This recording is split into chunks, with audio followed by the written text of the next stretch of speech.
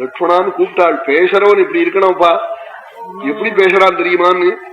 பேச வேண்டியவனை பத்தி சுவாமி ஒரு லட்சம் ஹனுமான் இடத்துல லட்சுமணன் கிட்ட சொல்றாள்.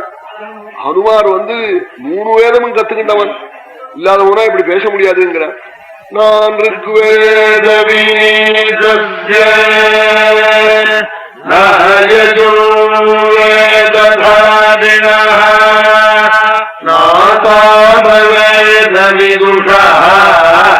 சத்யமேவம் பிரபாதிதும் வியாகரணம் கிருத்ஸ்னம் அனேனமனுதாஸ்னுதம். ருக்வேதம் அத்தியனம் பண்ண வினயம் கிடைக்குமா? ருக்வேதத்தால வினயம் இல்லாதவன் இப்படி பேச முடியாது. யஜுர்வேதம் அத்தியனம் பண்ண நல்ல ஞாபக சக்தி இருக்குமா? நாயஜுர்வேத தாரிணா யஜுர்வேதத்தை நன்கு அத்தியனம் பண்ணாமனா இப்படி பேச முடியாது. சாமவேதம் அத்தியனம் பண்ண நல்ல ஞானம் இருக்குமா? நல்ல அருவாளிகள் தான் சாமாவை கானம் பண்ண முடியும்.